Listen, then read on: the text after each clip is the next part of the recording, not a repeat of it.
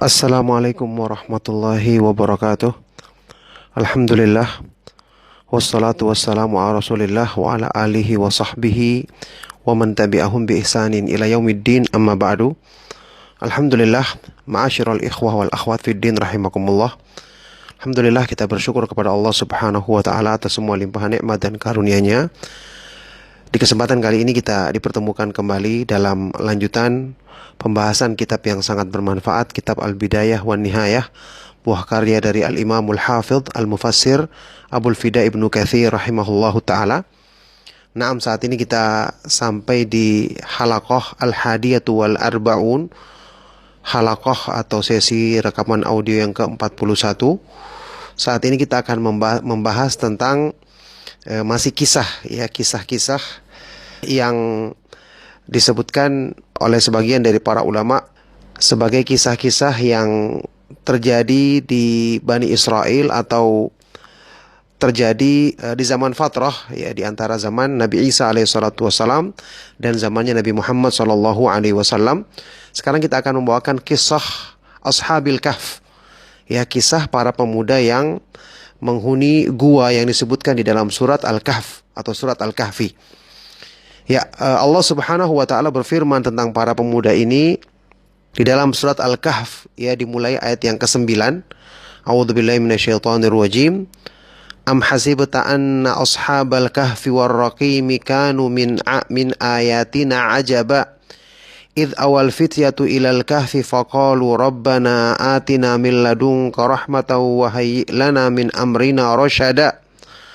Fadarabna ala adhanihim fil kahfi sinina adada. Thumma ba'athnahum lina'lama ayyul hizbaini ahsa lima labithu amada. Nahnu naqussu 'alaika naba'ahum bil haqqi innahum fityatun amanu bi rabbihim wa zidnahum huda. Atau apakah kamu menyangka, wahai Rasulullah, bahwa kisah penghuni gua atau para pemuda penghuni gua itu dan Ar-Raqim, ya, buku atau catatan yang memuat nama-nama mereka dan kisah mereka, itu sebagian pendapat. Apakah kau menyangka hal ini adalah termasuk tanda-tanda kami yang mengagumkan? Jawabannya tentu tidak, karena tanda-tanda kebesaran Allah yang mengagumkan yang Allah perlihatkan kepada Rasulullah Shallallahu Alaihi Wasallam lebih banyak lagi, yang lebih besar dari kisah ini. Ketika para pemuda itu, ya, berlindung ke dalam gua dan mereka mengatakan bahwa Rabb kami, mereka berdoa, wahai Rabb kami, ya Allah, anugerahkanlah kepada kami rahmat dari sisimu dan mudahkanlah, sempurnakanlah petunjukmu pada urusan kami ini. Maka kami pun menutup telinga mereka, tinggal di dalam gua tersebut selama bertahun-tahun, ya, bahkan ratusan tahun. Kemudian kami bangkitkan mereka, kami bangunkan mereka supaya kami mengetahui siapa di antara dua golongan di antara mereka itu yang lebih bisa menghitung lamanya mereka menetap dalam gua tersebut. Kami menceritakan kepadamu, wahai Rasulullah, tentang kisah mereka dengan benar. Mereka adalah para pemuda yang beriman kepada Allah dan kami tambahkan petunjuk bagi mereka. Dan ayat seterusnya, beberapa ayat selanjutnya yang menyebutkan tentang kisah para pemuda tersebut. Taib, disebutkan di dalam kitab Al-Bidayah wan Nihayah, Ibnu Katsir rahimahullah ta'ala menukil tentang sebab turunnya ayat ini dari riwayat yang disebutkan oleh Imam Muhammad Ibnu Ishaq di dalam kitab sirahnya. Ya, Muhammad Ibnu Ishaq ini adalah imam dalam masalah sirah atau sejarah, ya, bahwa orang-orang Quraisy pernah mengirim utusan kepada orang-orang Yahudi untuk bertanya perkara-perkara yang mereka akan jadikan ujian untuk ditanyakan kepada Nabi Shallallahu Alaihi Wasallam. Yani hal-hal yang susah yang tentunya hanya bisa dijawab dengan wahyu dari Allah Subhanahu Wa Taala. Maka orang-orang Yahudi mengatakan, tanyakan kepadanya tentang an aqwa min dhahabu fid dahri fala yudra ma sana'u, tentang orang-orang yang pergi dalam waktu yang lama, yakni para pemuda tadi, ya, yang kemudian tidak diketahui apa yang mereka lakukan. Dan juga an rajulin tawafin fil ardi, juga tanyakan tentang seseorang yang berkeliling di muka bumi. Ya, inilah Raja Dzulqarnain yang sudah kita bahas di sesi yang lalu, ya, rekaman yang lalu. Wa anir ruh, dan juga tanyakan tentang ruh. Makanya Allah turunkan ayat-ayat sehubungan dengan jawaban pertanyaan ini. Wa yas'alunaka 'anir ruh, dan mereka bertanya kepadamu tentang ruh, ya. Wa yas'alunaka 'an dzil qarnain, dan mereka bertanya kepadamu tentang Raja Dzulqarnain yang sudah kita bahas. Nah, jadi inilah ya yang menjadi sebab turunnya ayat ini sebagaimana yang dinukilkan di dalam kitab ini. Al-Kahf itu adalah gua yang ada di gunung. Ya, gua yang ada di gunung. Sebagian ulama mengatakan nama gunung atau nama gua tersebut adalah namanya Haizam. Adapun dikatakan War-Rakim, Ar-Rakim ini dari kata-kata Rakama yarkumu artinya menulis. Ar-Rakim yakni buku yang tertulis padanya nama-nama mereka dan kisah mereka di dalam gua tersebut tentu ditulis oleh orang yang setelah kejadian mereka ini. Ini pendapat yang dipilih oleh Imam Ibnu Jarir dan yang lainnya. Ada juga yang mengatakan nama gunung itu adalah Ar-Rakim. Nama gunung yang ada guanya itu adalah Ar-Rakim. Ada juga yang mengatakan itu adalah nama lembah di situ. Ada juga yang mengatakan nama perkampungan tersebut Ar-Rakim. Ada sebagian yang menyebutkan bahwa Ar-Rakim itu adalah nama anjing yang menyertai mereka. Tapi saya tidak dapati keterangan itu dinukil oleh Imam Ibnu Katsir di sini. Bahkan di sini dibawakan pendapat Syu'aib Al-Jubba'i yang mengatakan nama anjing mereka adalah Humron. Kemudian mengenai waktu kejadian ini, ya sebagian dari ulama ahlu tafsir menyebutkan kejadian ini setelah zamannya Nabi Isa alaihissalatu wassalam. Ya, berarti mereka ini adalah orang-orang Nasrani mengikuti agama yang dibawa oleh Nabi Isa alaihissalatu wassalam. Tapi kata Ibnu Katsir, orang-orang Yahudi memberikan perhatian kepada kisah ini, ya seperti tadi pertanyaan orang-orang Quraisy untuk menguji Nabi sallallahu alaihi wasallam, menunjukkan orang-orang Yahudi perhatian terhadap kisah ini. Kata Ibnu Katsir, yadullu ala anna zamanahum mutaqaddim, menunjukkan waktu atau zaman kejadian kisah para pemuda ini adalah zaman sebelum itu, yakni sebelum Nabi Isa alaihissalatu wassalam. Ya, karena orang-orang Yahudi terbukti sangat memperhatikan kisah ini. Ini ada perbedaan pendapat apakah dia sebelum Nabi Isa atau sesudah Nabi Isa alaihissalatu wassalam. Taib. Kemudian ayat-ayat ini menjelaskan bahwasanya kaum para pemuda ini, yakni masyarakat yang mereka tinggal di dalamnya adalah orang-orang musyrik yang menyembah berhala. Di mana disebutkan oleh para ulama ahli tafsir dan juga para ulama ahli sejarah, di zaman itu raja yang berkuasa bernama Dqiyanus. Inilah raja yang dikatakan raja yang zalim, dan para pemuda ini adalah anak-anak dari para pembesar atau bahkan para raja di zaman tersebut, yang kemudian mereka satu saat menghadiri perayaan yang diadakan oleh kaum mereka. Mereka menyaksikan ternyata kaumnya benar-benar berbuat syirik, sujud kepada berhala, mengagungkan patung-patung. Maka mereka memandang dengan pandangan yang tentu Allah berikan petunjuk kepada mereka, ya, dengan pandangan tauhid, bahwasanya mereka menganggap kaumnya adalah kaum yang sesat. Akhirnya mereka keluar, ya, mengingkari perbuatan tersebut karena mereka meyakini kewajiban untuk bertauhid, hanya beribadah kepada Allah semata-mata dan tidak menyekutukannya. Bahkan disebutkan di sini masing-masing dari mereka, ya, ketika Allah berikan hidayah untuk berpegang teguh dengan tauhid, akhirnya mereka menjauhi kaumnya dan kebetulan mereka semua bertemu di satu tempat yang akhirnya mereka saling mengenal satu sama lain dan mereka bersepakat untuk menjauhi kaumnya dan bahkan pergi untuk menyelamatkan agama mereka. Kata Ibnu Katsir, ini sesuai dengan makna hadis yang sahih dalam riwayat Bukhari dan Muslim, al-arwahu junudun mujannadah fama ta'arafa minha talafa wa ma tanakara minha ikhtalafa. Jiwa-jiwa manusia itu adalah semacam rombongan yang suka berkumpul, yakni saling ingin dekat. Orang-orang yang saling mengenal, yang saling cocok, ingin dekat satu sama lainnya. Ini keadaan mereka, sehingga ketika mereka bertemu, akhirnya mereka pun bertekad untuk berlepas diri dari kaumnya dan meninggalkan mereka dalam rangka untuk menyelamatkan agama mereka. Dan ini tentu disyariatkan ketika terjadi fitnah dan telah nampak kerusakan yang besar di masyarakat. Nah, Allah subhanahu wa ta'ala sebutkan di ayat Al-Kahfi ini, nahnu naqussu alaika naba'ahum bilhaq innahum fityatun amanu bi rabbihim wazidnahum huda. Kami akan sampaikan kisahnya tentang mereka ini kepadamu wahai Rasulullah dengan benar. Mereka adalah para pemuda yang beriman kepada Allah dan kami tambahkan petunjuk bagi mereka. Ya, wa rabatna ala qulubihim idh qamu faqalu rabbuna rabbus samawati wal ard lan nad'u min dunihi ilaha laqad qulna idzan syatata. Dan kami kuatkan hati mereka ketika mereka berdiri dan mereka berkata, Rabb kami adalah Rabb yang menciptakan, menguasai langit-langit dan bumi. Kami tidak akan menyeru sembahan selainnya. Karena kalau kami melakukan itu berarti kami telah mengucapkan ucapan yang sangat jauh dari kebenaran. Haula'i qaumun attakhadhu min dunihi alihatan laula ya'tuna 'alaihim bisultanin bayyin. Adapun kaum kami, mereka itu adalah orang-orang yang mengambil sembahan-sembahan selain Allah tanpa mereka bisa mendatangkan bukti kebenaran yang nyata. Nah, inilah keadaan mereka. Mereka jelas yang mempertahankan keimanannya.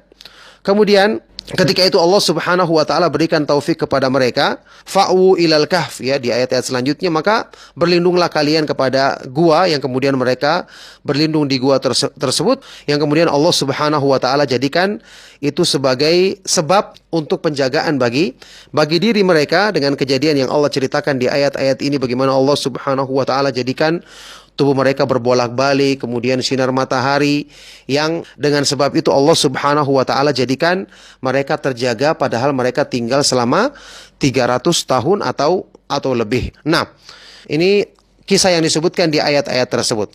Taib. Kemudian, ya, saya ringkas, disebutkan juga di sini wa kalbuhum basitu dhira'aihi bil wasid. Anjing yang bersama mereka itu membentangkan kedua kakinya di depan pintu, yakni anjingnya tidak masuk ke dalam gua tersebut, tapi dia tinggal di depan pintu gua di luar, ya. Kata Imam Ibnu Katsir rahimahullah taala, ini hikmahnya adalah karena malaikat tidak masuk ke dalam rumah yang ada anjing di dalamnya. Makanya anjingnya tidak ikut masuk supaya mereka tetap dapat penjagaan dari Allah Subhanahu wa taala. Yang jelas ini juga menunjukkan kepada kita bahwa anjing ini binatang yang hina, tapi ketika dia mengikuti orang-orang yang saleh, maka dia pun dapat kemuliaan dari Allah Subhanahu wa taala. Tentu saja ini berlaku untuk syariat mereka tentang kebolehan untuk membawa anjing begitu. Nah, tadi sudah kita sebutkan, sebagian para ulama menyebutkan anjingnya itu bernama Humran, begitu ya. Kemudian tentu banyak kisah-kisah dari Israiliyat, kisah-kisah yang dusta yang menyebutkan tentang anjing ini, yang di sini disebutkan atau diingatkan oleh Imam Ibnu Katsir rahimahullah taala. Selanjutnya, ada perbedaan pendapat tentang di manakah lokasi gua mereka ini, ya. Kebanyakan dari ahlu tafsir mengatakan tempatnya ini, lokasinya ada di wilayah yang bernama Ailah. Ailah ini di sebelah timur Yordania, ya. Di sebelah sebelah selatan, Janub, ya, sebelah selatannya Urdun atau Yordania. Ada juga yang mengatakan dia adanya di Irak, di negeri atau di daerah Ninawa, ya. Ada juga yang mengatakan di Balqa. Balqa ini juga salah satu provinsi di mana, di Yordan. Bahkan ada juga yang mengatakan Bibila di Rum, di negeri Romawi, ya. Dan kata Ibnu Katsir, wa huwa ashbahu wallahu a'lam, dan pendapat terakhir inilah yang lebih dekat dengan kebenaran, wallahu taala a'lam. Baik.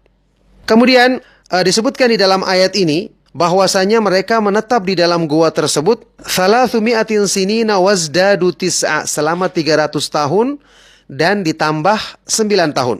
Kata Ibnu Katsir rahimahullah taala, ini untuk tambahan 9 tahun ini untuk menggenapkan, ya, jadi 309 tahun itu adalah untuk tahun dengan Qamariyah, ya, tahun Qamariyah. Adapun 300 tahun adalah tahun Syamsiyah. Karena disebutkan di sini oleh Imam Ibnu Katsir rahimahullah taala, setiap 100 tahun Syamsiyah, maka untuk tahun Qamariyah itu butuh ditambah 3 tahun lagi. Maka kalau 9 tahun, 300 tahun berarti menjadi 9 tahun tambahannya, begitu. Kemudian juga di sini ada peringatan atau sesuatu yang diingatkan oleh Imam Ibnu Katsir rahimahullah taala, ya, diingatkan di sini tentang ucapan. Jadi mereka kisahnya setelah 300 tahun, kemudian kisah selanjutnya mereka, di antara mereka kemudian ketika terbangun, ada yang mengatakan kita tinggal di sini cuma setengah hari saja atau paling-paling 1 hari. Mereka menyangka mereka hanya tinggal di waktu yang singkat, sekedar tertidur saja. Sehingga kemudian mereka mengutus, ya, salah seorang di antara mereka untuk keluar membawa uang untuk membeli makanan di sana. Ketika mereka keluar, mereka kaget menyaksikan keadaan yang sudah berubah. 300 tahun sudah berganti semua.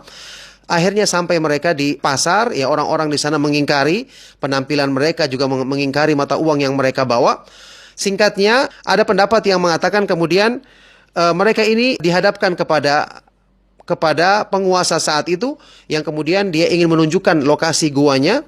Kemudian ketika mereka sudah dekat, dia pun menemui teman-temannya di dalam gua tersebut, yang kemudian Allah Subhanahu wa taala ketika itu mewafatkan mereka, mematikan mereka semua. Ada juga yang mengatakan mereka tertidur kembali sampai Allah Subhanahu wa taala mewafatkan mewafatkan mereka. Yang jelas Allah Subhanahu wa taala ingin tunjukkan kepada orang-orang di saat itu tentang kemahakuasaannya, tentang benarnya hari kebangkitan pada hari kiamat nanti. Nah, kemudian ketika itu orang-orang yang menemukan tempat mereka disebutkan di ayat-ayat ini, ya, mereka berselisih pendapat apa yang harus mereka lakukan.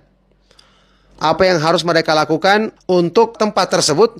Ada di antara mereka yang mengatakan, Ibnu alaihim bunyanan, ya, buatlah bangunan di gua tersebut, yakni maksudnya suddu alaihim babul kahf, tutuplah pintu gua itu dengan penutup supaya mereka tidak bisa keluar.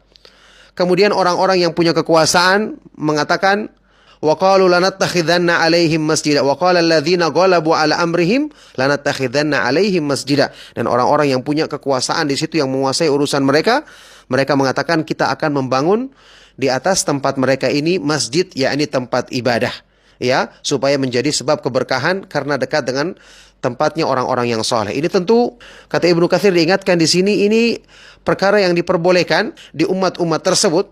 Adapun dalam syariat kita jelas ini dilarang karena ini merupakan pengantar kepada kesyirikan.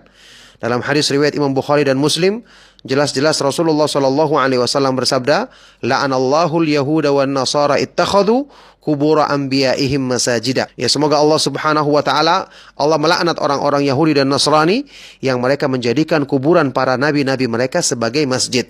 Yang jelas juga ini bukanlah perkara yang diperbolehkan atau sebagai dalil untuk membolehkan hal ini, karena jelas-jelas Nabi Shallallahu Alaihi Wasallam melaknat dan melarang keras dari perbuatan ini berdasarkan hadis ini dan banyak hadis-hadis yang lain yang menyebutkan larangan menjadikan kuburan sebagai tempat-tempat ibadah. Nah, kemudian di sini disebutkan juga tentang jumlah mereka. Di dalam ayat ini, sayaquluna thalathatur rabi'uhum kalbuhum wa yaquluna khamsatun sadisuhum kalbuhum rajman bil ghaib. Mereka akan mengatakan jumlah mereka itu 3 orang, yang keempatnya adalah anjingnya. Ada juga yang mengatakan jumlahnya 5 orang, yang keenamnya adalah anjingnya. Ini semua menebak-nebak perkara yang gaib. Jadi Allah membantah, ini tidak benar.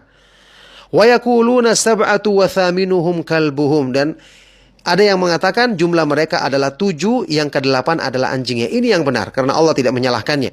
Jadi mereka berjumlah 7 orang, 8 dengan seekor anjingnya. Nah, maka di sini jelas, ya, pendapat yang ketiga yang disebutkan di ayat ini adalah yang benar, karena Allah Subhanahu wa taala tidak menyalahkannya. Dan beberapa keterangan dari para ulama seperti Ibnu Abbas juga jelas mengatakan hum sab'ah, mereka adalah berjumlah 7 orang. Nah, kemudian di sini juga diingatkan, ya, tentang makna dari ayat yang disebutkan selanjutnya, wala taqulanna li syai'in inni fa'ilu dzalika ghada illa ayyasha Allah. Dan janganlah kau mengatakan tentang sesuatu bahwa saya akan melakukannya besok kecuali dengan mengatakan illa ayyasha Allah, kecuali kalau Allah menghendaki, atau insya Allah. Ini merupakan adab yang agung, ya, yang Allah Subhanahu wa taala ajarkan di ayat-ayat ini tentang perkara yang akan datang yang kita lakukan, disyariatkan untuk mengatakan insya Allah, karena tidak ada seorang pun yang mengetahui apa yang Allah Subhanahu wa taala takdirkan pada dirinya di waktu yang akan datang. Nah, ini jelas sekali, ya, tentang kisah yang berhubungan dengan para pemuda tersebut yang diceritakan di dalam ayat-ayat ini untuk kita bisa mengambil pelajaran darinya. Baik, barakallahu fikum. Kemudian saya tambahkan lagi satu kisah yang disebutkan juga di surat Al-Kahfi di beberapa ayat setelahnya. Kisah tentang 2 orang yang berteman, satunya mukmin, satunya kafir. Mulai dari Al-Kahfi ayat ke-32, ya, wadrib lahum mathalar rajulaini ja'alna li ahadihima jannataini min a'nabi wa hafafnahuma binakhli wa ja'alna bainahuma zar'a kiltal jannataini atat ukulaha wa lam tadlim minhu syai'a wa fajjarna khilalahuma nahara wa kana lahu thamarun faqala li sahibihi wa huwa yuhawiruhu ana aktharu minka malan wa a'azzu nafara wa dakhala jannatahu wa huwa zalimun li nafsihi qala ma adhunnu an tabida hadhihi abada wa ma adhunnu as-sa'ata qa'imatan wa la irruditu ila rabbi la ajidanna khairan minha munqalaba. Dan sebutkanlah perumpamaan bagi mereka, yakni orang-orang kafir Quraisy, tentang 2 orang yang kami jadikan bagi salah satunya ada 2 kebun yang memiliki tanaman anggur, kemudian dikelilingi dengan pohon-pohon kurma, dan dijadikan di antara keduanya tanaman ya yang tumbuh dengan subur. Kedua kebun itu mengeluarkan buah-buahnya yang berlimpah dan tidak berkurang sedikit pun. Kemudian kami alirkan di sela-selanya sungai. Dia memiliki buah yang banyak, harta yang banyak, maka dia berkata kepada temannya, ini yang kafir, ini yang punya kebun. Dia berkata kepada orang yang beriman, ya, ketika mereka sedang berdialog, aku lebih banyak hartaku dan lebih luas kebunku dibandingkan kamu. Kemudian dia masuk ke dalam kebunnya dalam keadaan dia mendolimi dirinya sendiri, yakni melakukan keburukan. Dan dia mengatakan, aku tidak menyangka ini akan hancur selama-lamanya. Dan aku tidak menyangka hari kiamat itu akan bangkit. Dan kalaupun saya dikembalikan kepada Allah Subhanahu wa Ta'ala, saya akan mendapatkan ganti yang baik di sisinya. Ya, ini pernyataan dari orang kafir ini. Ya, pertama, kisah ini disebutkan sebagai perumpamaan. Maka ada yang mengatakan ini hanya perumpamaan saja, tidak ada kejadian yang sebenarnya.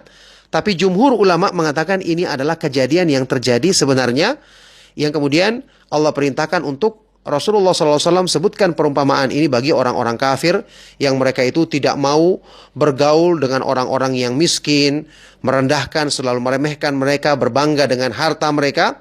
Maka dibuatlah perumpamaan ini. Ya, perumpamaan yang merupakan kejadian nyata ini. Jadi ini mereka adalah dua orang, satunya kafir, satunya beriman. Orang yang beriman ini dia menginfakkan hartanya untuk hal-hal yang mendukung agamanya. Adapun orang kafir ini dia menjadikan hartanya untuk membeli kebun.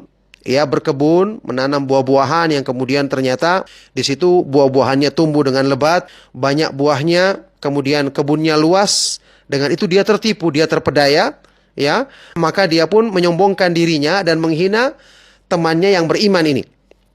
Yang kemudian ketika diingatkan tentang hari kiamat, maka dia pun mengingkarinya, bahkan kemudian dia tertipu dengan mengatakan, kalaupun terjadi hari kiamat, saya akan dapatkan kemuliaan. Buktinya Allah Subhanahu wa Ta'ala memberikan kenikmatan berupa buah-buahan yang banyak di kebunnya. Ini tentu disebutkan dalam banyak ayat Al-Quran. Orang-orang yang tertipu karena diberikan kelebihan dalam urusan dunia, dia menyangka bahwa dia memiliki kedudukan yang mulia di sisi Allah Subhanahu wa Ta'ala. Singkat kisahnya, Allah Subhanahu wa Ta'ala mengingatkan di sini, ya, di ayat-ayat ini, bahwa orang yang beriman ini menasehatinya, temannya yang beriman menasehatinya, dan mengatakan keyakinan tentang Allah Subhanahu wa Ta'ala, huwallahu rabbi wa la usyriku bi rabbi ahada, lakinna huwallahu rabbi wa la usyriku bi rabbi ahada. Allah Subhanahu wa Ta'ala dialah Rabbku, sembahanku satu-satunya, dan aku tidak akan menyekutukannya dengan sesuatu apapun. Yakni dia mengingkari perbuatan yang dilakukan oleh temannya itu. Kemudian dia menasihati temannya, ya, tentang hari kebangkitan. Akafarta billadzi, ya sebelumnya, ya, akafarta billadzi khalaqaka min turabin thumma min nutfatin thumma sawwaka rajula. Apakah kamu kufur dengan terhadap Allah yang menciptakanmu dari tanah, kemudian dari tetes mani, kemudian menyempurnakan penciptaanmu, padahal kamu tahu, ya. Setelah dinasihati kemudian disebutkan ancaman ketika dia masuk ke dalam kebunnya, walaula idh dakhalta jannataka qulta ma sya'allahu la quwwata illa billah. Kenapa ketika kamu masuk ke dalam kebunmu kamu tidak mengatakan masya Allah la quwwata illa billah, ya. Masya Allah, ini dengan kehendak Allah, tidak ada kekuatan kecuali dengan pertolongannya. Kata Ibnu Katsir, ini menunjukkan dianjurkan, ya, bagi setiap orang yang kagum terhadap sesuatu, baik terhadap hartanya, melihat keadaan keluarganya, atau keadaan dirinya, untuk mengucapkan ucapan ini, Masya Allahu la quwwata illa billah. Ada hadis yang mengisyaratkan hal ini, tapi hadisnya adalah hadis yang dhaif. Ibnu Katsir menyebutkan di sini kelemahannya, dan juga hadis ini ternyata juga dinyatakan lemah oleh Syekh Al-Albani rahimahullahu ta'ala. Kemudian Allah Subhanahu wa Ta'ala turunkan azab yang menghancurkan kedua kebun tersebut, menjadikannya rata, yang kemudian orang kafir ini pun menyesali perbuatannya, tapi penyesalan tersebut tidak bermanfaat setelah Allah Subhanahu wa Ta'ala berikan ujian berupa dihancurkannya. Ternyata tidak seperti apa yang dikatakannya, bahwa itu tidak akan binasa selama-lamanya. Yang jelas dari kisah ini ada beberapa pelajaran yang bisa kita ambil, ya. Pertama, kita tidak boleh bersandar kepada urusan dunia, dan tidak boleh, ya, kita tertipu dengan kenikmatan atau kelapangan dalam urusan dunia. Hendaknya kita menjadikan ketaatan kepada Allah Subhanahu wa Ta'ala dan tawakal kepadanya yang selalu ada di hadapan kita. kemudian kita lebih yakin dengan apa yang ada di sisi Allah Subhanahu wa taala daripada apa yang ada di tangan kita sendiri. Kemudian juga faedahnya, barang siapa yang mendahulukan sesuatu sehingga mengalahkan ketaatan kepada Allah atau berinfak di jalannya, maka dia akan diazab dengan sesuatu yang didahulukannya di atas keridhaan Allah tersebut. Bahkan bisa jadi dihancurkan atau diambil darinya sesuatu itu sebagai balasan yang bertentangan dengan apa yang diharapkannya, ya, dari sesuatu yang dijadikan didahulukannya daripada keridhaan Allah Subhanahu wa taala tersebut. Kemudian juga ini menunjukkan wajibnya untuk kita menerima nasihat dari saudara kita. Nasihat yang benar kita wajib terima, kalau tidak akan menjadi sebab bencana bagi kita. Na'udzubillahi min dzalik. Kemudian yang terakhir, annan nadamata, penyesalan tidak akan bermanfaat ketika telah terjadi takdir Allah Subhanahu wa taala dan ketentuan yang ditetapkannya, tidak ada seorang pun yang bisa menghalanginya. Inilah dua kisah ya dalam rekaman kita kali ini, audio ke-41 kali ini, tentang Ashabul Kahfi dan tentang dua orang yang disebutkan dalam surat Al-Kahfi, satunya beriman dan satunya kafir. Semoga kita bisa mengambil pelajaran dari kisah-kisah ini, ya. Mohon maaf atas segala yang salah dan kurang. Kami cukupkan. Sallallahu wasallam wa barak ala nabiyina Muhammad wa ala alihi wa sahbihi wa man tabi'ahum bi ihsan ila yaumiddin walhamdulillahi rabbil alamin. Subhanakallahumma wa bihamdika asyhadu an la ilaha illa anta astaghfiruka wa atubu ilaik. Wassalamualaikum warahmatullahi wabarakatuh.